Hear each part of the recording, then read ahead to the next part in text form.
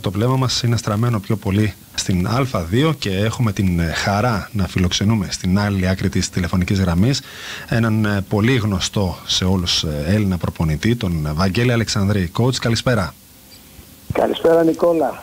Είσαι καλά?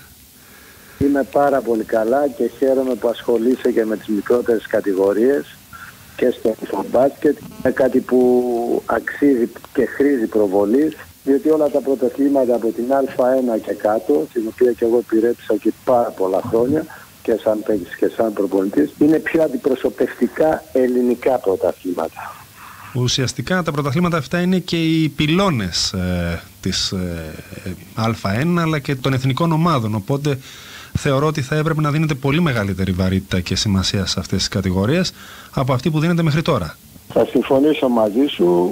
Εγώ πάντα παρακολουθούσα και όταν ήμουν στην Α1 προπονητής παρακολουθούσα τις μικρές κατηγορίες, διότι όπως είπες γίνεται παραγωγή παικτών, δίνεται ευκαιρία και σε παιδιά που δεν έχουν πολύ μεγάλη συμμετοχή στην Α1 και σε νέους παίκτες να δείξουν το ταλέντο τους και πάντα μπορείς να ψαρέψεις, να βρεις παίκτες που θα επανδρώσουν ομάδες στην Α1. Με αυτή τη λογική θα έλεγα ότι γίνεται πολύ καλή δουλειά και εγώ δεν είχα ενεργά να συμμετάσχω από το 1992 στην Α2 κατηγορία. Χαίρομαι που βρίσκομαι σε αυτή και ειλικρινά σου λέω γίνεται ένα πάρα πολύ δυνατό πρωτάθλημα και έχει πολύ μεγάλο ενδιαφέρον και τώρα και στην εξέλιξη των τεχνικών θα γίνει ακόμη μεγαλύτερο. Θέλω να σταθούμε λίγο περισσότερο σε αυτό το γεγονός ότι επέλεξες μετά από τόσα χρόνια να ξαναβρεθείς στην κατηγορία, να αναλάβεις το τιμόνι του Ηρακλή, μάλιστα σε μια πάρα πολύ δύσκολη περίοδο για τον Ηρακλή, ένα ιστορικό σωματείο της Θεσσαλονίκης, το οποίο τις τελευταίες αγωνιστικές πάει από το καλό στο καλύτερο, με την δική σου καθοδήγηση, με το πάθος που βγάζουν οι παίχτες. Θα ήθελα να μας πεις λίγο για αυτή την κατηγορία, να μας πεις λίγο για τον Ηρακλή, για το μέλλον του συλλόγου. Κοίταξε, δεν δυσκολεύτηκα να πάρω αυτή την απόφαση, βλέποντας την Α1 να φθήνει τα τελευταία χρόνια, να μην υπάρχουν αξιόπιστα καταρχήν συμβόλαια στις περισσότερες ομάδες, να υπάρχει οικονομικό πρόβλημα, να πέφτουν πολύ τα κασέ. Δεν μου προξένησε μετά από 24 χρόνια παρουσία στην Α1 έτσι να με κεντρήσει κάποια ομάδα το ενδιαφέρον. Είχα κάποιες προτάσεις αφότου άρχισε το πρωτάθλημα. Είχα συζητήσει και το καλοκαίρι. Επέλεξα τον Ηρακλή συνειδητά. Γιατί είναι μια ομάδα που την έχω υπηρετήσει και σαν αθλητής και παλαιότερα σαν προπονητής. Την βοηθάω εδώ και 3 χρόνια. Τη βοηθούσα, θα έλεγα, αφιλοκερδός και με προπονήσεις και δίνοντας συμβουλές κάποιους αγαπημένους παράγοντες που υπάρχουν εκεί.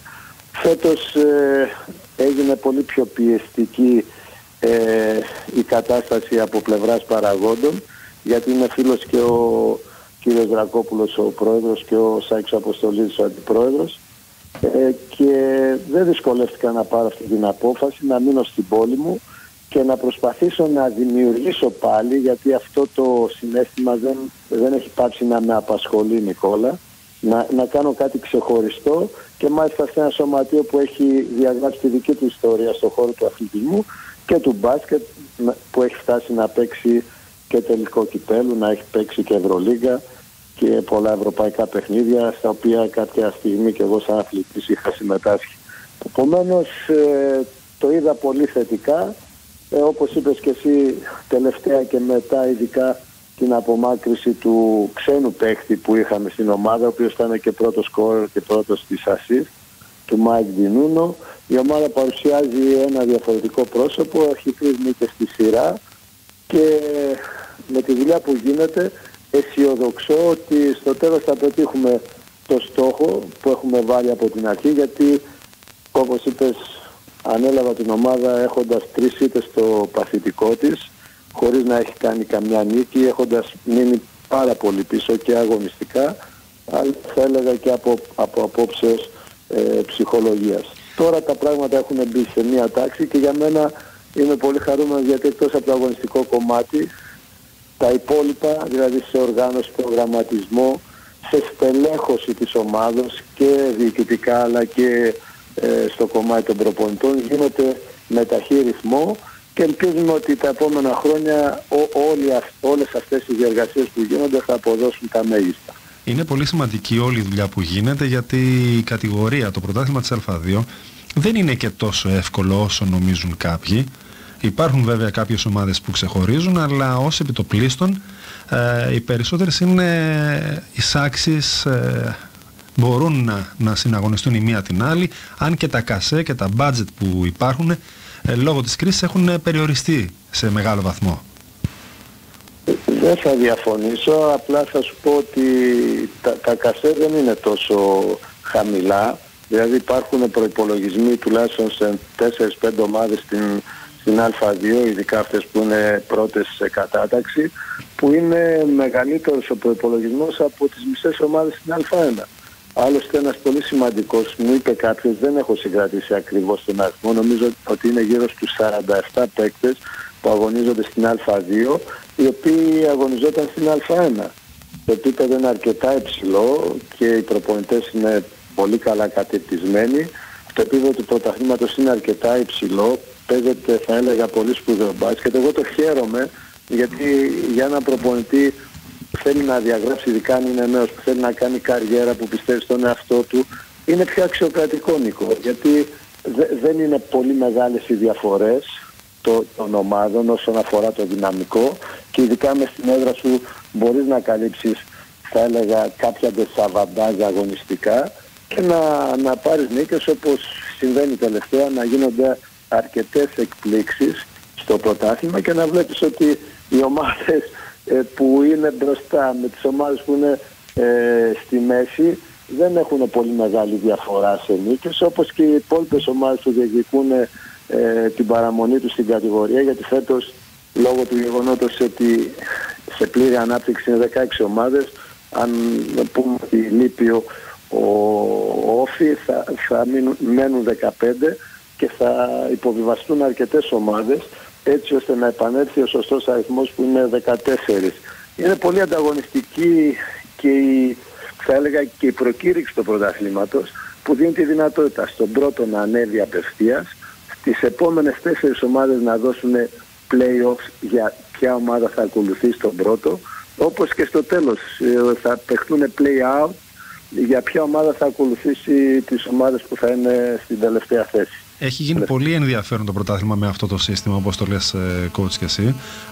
Εκείνο το οποίο όμως δεν έχει μεριμνήσει η Ομοσπονδία πάρα πολύ είναι να δώσει την ανάλογη όθηση τηλεοπτικά, να καλύπτεται αυτό το πολύ ενδιαφέρον πρωτάθλημα. Έχουμε βέβαια κάθε εβδομάδα ένα παιχνίδι τηλεοπτικά, αλλά κατά την προσωπική μου άποψη θα έπρεπε να είχε μεριμνηθεί από την Ομοσπονδία να υπάρχει περισσότερος χρόνος, να βρεθούν περισσότερα κανάλια, περισσότεροι άνθρωποι να καλύπτουν αυτό το πρωτάθλημα. Ποια είναι η άποψή σου σε αυτό? Υπάρχει δυνατότητα? Νομίζω ότι το πρώτο βήμα έγινε, γιατί μην ξεχνάς, Νίκο, ότι μέχρι τώρα δεν είχαμε τηλεοπτική κάλυψη της Α2. Από τη στιγμή που ευρέθηκε στέγη και έγινε το πρώτο βήμα, θα γίνουν και σχετικές προτάσεις για την, θα έλεγα, καλυτέρευση και της ποιότητας του πρωταθλήματος, αλλά και της αναμετάδοσης, τουλάχιστον τηλεοπτικά, των αγώνων, και νομίζω ότι τα επόμενα χρόνια θα είναι ακόμη πιο βελτιωμένη εικόνα και μεγαλύτερο το ενδιαφέρον για αυτή την κατηγορία.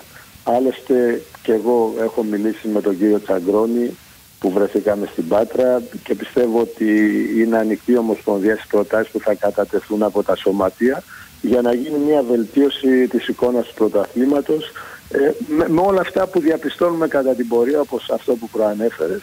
Οι δικές σου προτάσεις άλλωστε είναι πολύ σημαντικές να γίνουν προς την Ομοσπονδία. Είσαι τόσα χρόνια κοντά και στην Ομοσπονδία και στο ελληνικό μπάσκετ. Θα πρέπει να υπάρξει κάποια βελτίωση. Πρέπει.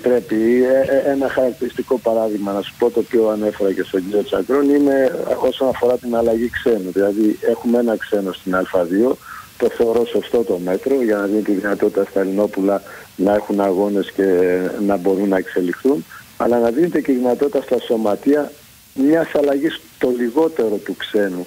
Γιατί μπορεί να τύχεις, να κάνεις μια πολύ μεγάλη επένδυση, να πάρεις ένα πολύ καλό παίκτη ξένο, και δεν σου λέω για λόγους θα έλεγα συμπεριφοράς ή χαρακτήρα να τον αλλάξεις, αλλά μπορεί να υποστεί ένα τραυματισμό σοβαρό, κάτι που απέφχομαι, και να μην έχει τη δυνατότητα το σωματείο που έχει κάνει μια πολύ μεγάλη επένδυση και θέλει να διεκδικήσει την άνοδο να τον αλλάξει. Δηλαδή είναι κάποια πράγματα που μπορούν με συζήτηση να βελτιωθούν και νομίζω ότι τουλάχιστον στην Ομοσπονδία υπάρχουν άνθρωποι που τα γνωρίζουν αυτά, που έχουν ανοιχτά αυτιά και έχουν διάθεση να βελτιώσουν ακόμη περισσότερο την εικόνα του πρωταθλήματος. Αλήθεια, υπάρχει αυτή η διάθεση, γιατί λίγο πολύ το έχουμε ακούσει, το αντιλαμβανόμαστε και εμείς που ασχολούμαστε καθημερινά με το μπάσκετ. Βέβαια, ο πολλής κόσμος θεωρεί ότι η Ομοσπονδία κινείται μέσα σε ένα στενό πλαίσιο και ότι δεν δίνει τόσο πολύ όθηση σε κάποιες καινοτόμες ιδέες ή καινοτόμες δράσεις για να μπορέσει να αναδειχθεί το προϊόν που έχει, και δεν μιλάω μόνο για την Α2, αναφέρομαι και στην Β' Εθνική και στη Γ' Εθνική του μπάσκετ, αλλά και στα παιδικοεφηβικά πρωταθλήματα, τα οποία και αυτά θέλουν πάρα πολύ μεγάλη όθηση, γιατί εκεί πέρα είναι και η άλλη μεγάλη βάση του ελληνικού μπάσκετ. Κοίταξε, τώρα δεν είναι τυχαίο το γεγονός ότι το μπάσκετ έγινε το πρώτο σε επιτυχίες άθλημα στην Ελλάδα, και ένα πολύ μεγάλο μέρος των επιτυχιών αυτών θα έλεγα ότι πρέπει να το αποδώσουμε στην παρουσία της Ελληνικής Ομοσπονδίας Καλαθοσφαίρισης, η οποία και ιδέησε και προγράμματα εφήρμοσε και πολύ σπουδαίοι άνθρωποι βρέθηκαν, θα έλεγα, μέσα στην Ομοσπονδία και καταθέσαν απόψεις και προτάσεις, και εγώ δεν θέλω να είμαι αιρετικός, να σχολιάσω αρνητικά την Ομοσπονδία. Πάντα στην άνοδό της έκανα προτάσεις και είχα τις απόψεις μου. Εκείνο όμως που δεν πρέπει να ξεχνάμε, Νίκο, είναι ότι τα οικονομικά της Ομοσπονδίας τα τελευταία χρόνια έχουν συρρικνωθεί τόσο πολύ, που ό,τι και καινούριο να θέλει να εισαγάγει στα πρωταθλήματα δεν μπορεί για λόγους οικονομικούς. Βέβαια, χωρίς λεφτά δεν μπορεί να γίνει τίποτα. Βέβαια, χωρίς λεφτά οι ιδέες έχουμε όλοι. Λεφτά υπάρχουν για να τις υλοποιήσουμε. Και αν δεν υπήρχαν οι πολύ σπουδαίοι χορηγοί που βρίσκονται στην εθνική ομάδα, νομίζω θα δυσκολευόταν ακόμη και η εθνική ομάδα να πραγματοποιήσει τις πολύ σοβαρές και αναγκαίες προετοιμασίες για τις υποχρεώσεις και στο ευρωπαϊκό χώρο και στο παγκόσμιο. Ναι, είναι σημαντικό αυτό. Φυσικά. Είναι σημαντικό αυτό ότι η Ομοσπονδία τουλάχιστον έχει κάποιους χορηγούς, έχει βρει χορηγούς και ενισχύει την εθνική ομάδα. Και ένα από τα θέματα αυτά είναι και το γεγονός ότι μπορεί να βλέπει και τους Έλληνες που αγωνίζονται στο NBA, όπως τώρα έχουν πάει άνθρωποι της Ομοσπονδίας, να μιλήσουν μαζί τους, για να μπορεί η εθνική ομάδα να παρουσιάζεται πάντοτε πλήρης και ενισχυμένη σε όλες τις μεγάλες διοργανώσεις. Είναι πολύ καλό αυτό. Coach, θα ήθελα να μου πεις κάτι ακόμη για χθες ο κ. Κοντονής, στο πλαίσιο της κοπής της πίτας του Συνδέσμου Ελλήνων Προπονητών, αναφέρθηκε στην πρόθεση της Γραμματείας Αθλητισμού να ανοίξει και άλλες σχολές πλέον προπονητών, επιτέλους θα έλεγα εγώ, Β και Γ κατηγορία σε Αθήνα, Θεσσαλονίκη και σε άλλες πόλεις Ελλάδας. Ήταν κάτι που έλειπε έτσι τα τελευταία χρόνια. Εσύ με την εμπειρία σου θεωρείς ότι αυτό πόσο πολύ μπορεί να βοηθήσει το ελληνικό μπάσκετ? Είναι αναγκαίο και ήταν ανασταλτικός παράγοντας για την εξέλιξη των προπονητών. Θα σου πω ένα χαρακτηριστικό παράδειγμα. Ήταν πολλά παιδιά που είχαν 4 χρόνια νομίζω να δημιουργηθούν σχολές, και ήταν κάποια παιδιά που είχαν πάει στην πρώτη σχολή της Γ κατηγορίας και δεν τους δινόταν η δυνατότητα να φοιτήσουν και στις επόμενες για να μπορέσουν να ανέβουν κατηγορίες και να μπορέσουν να κοουτσάρουν ομάδες μεγαλύτερων κατηγοριών.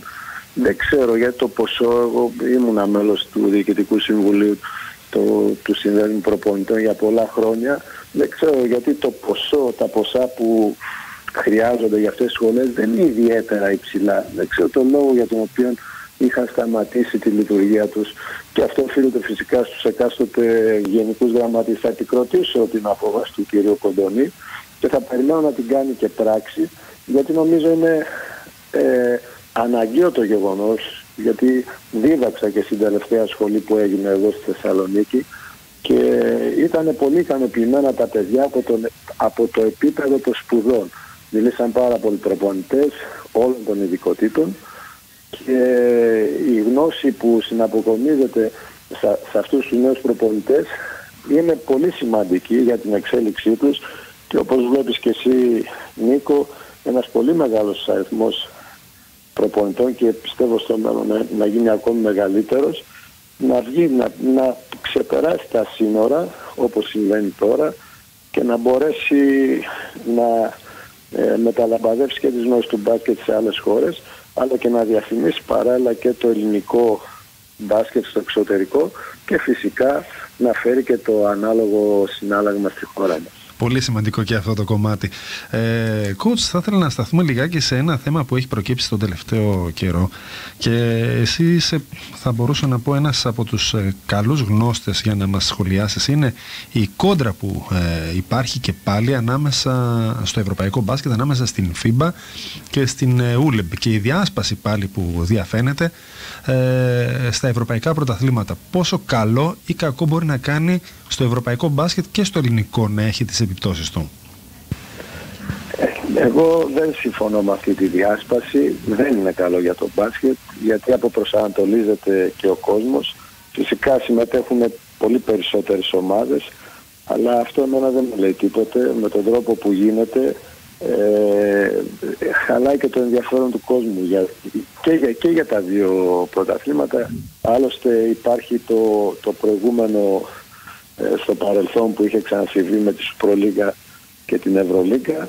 Υπάρχει ένας υπέρμετρος εγωισμός, τουλάχιστον από την πλευρά της Ευρωλίγκα. Εγώ αυτό εισπράττω και από τον κύριο Μπερτομέου, ίσως επειδή εκπροσωπεί κάποια πολύ πλούσια σωματεία, ειδικότερα από την Ισπανία, και είναι αδιάλακτος όσον αφορά σε μια συνεννόηση και σε μια δημιουργία με αμοιβαίες υποχωρήσεις, όπως πρέπει, Νίκο, ενός πρωταθλήματος ή δύο πρωταθλημάτων, με αξιολόγηση και με όχι κλειστά συμβόλαια. Εγώ δεν συμφωνώ με τα κλειστά συμβόλαια, γιατί έτσι υποβαθμίζει κατά πολύ μεγάλο βαθμό τα εθνικά πρωταθλήματα. Δεν ξέρω τι έχουν στο μυαλό τους οι ηθήνοντες, ίσως να έχουν αυτοί, ειδικά στην Ευρωλίγκα, τη δημιουργία ενός κλειστού πρωταθλήματος όπως συμβαίνει με το NBA, για να μπορέσουν να το πλασάρουν καλύτερα σε τηλεοπτικούς σταθμούς και σε χορηγούς, αλλά προς το παρόν δεν υπάρχει τόσο υψηλό επίπεδο οργάνωσης ώστε να μπορέσουν να το πετύχουν. Η διάσπαση με βρίσκει, θα έλεγα, πλήρως αντίθετο και ελπίζω να βρεθεί λύση σε αυτό το κομμάτι, γιατί θα είναι υποφελία του μπάσκετ και μόνο. Μακάρι. Σήμερα υπάρχει κάποια συνάντηση στο Μόναχο για αυτό το θέμα. Να το δούμε, γιατί όπως είπες και εσύ, η ULEB, η Ευρωλίγκα, έχει στο μυαλό της μια εικόνα για τύπου NBA, αλλά το ευρωπαϊκό μπάσκετ δεν, ο ευρωπαϊκός χάρτης, ο μπασκετικός χάρτης δεν είναι έτοιμος για να μπορεί να φτιάξει ένα τέτοιο πρωτάθλημα. Συν τις άλλες, μετά τι θα γίνουν με τα εγχώρια πρωταθλήματα. Χάνουν πάρα πολύ από την αξία τους και τη δυναμική τους με τα κλειστά συμβόλαια, όπως είπες και εσύ. Coach, σου ευχόμαστε το καλύτερο δυνατό στην ομάδα που καθοδηγείς αυτή τη στιγμή. Βέβαια κρατάμε και ανοιχτό το μικρόφωνο σε σένα όποτε χρειαστεί και όποτε θελείς και εσύ να προβάλλεις όποιο πρόβλημα υπάρχει και εντοπίζεις στο ελληνικό μπάσκετ, γιατί είστε οι άνθρωποι οι οποίοι έχετε στηρίξει όλα αυτά τα χρόνια το αγαπημένο σπορ όλων των Ελλήνων. Πάντα διαθέσιμο. Σε ευχαριστώ, Νικόλα. Να είστε καλά, καλή συνέχεια.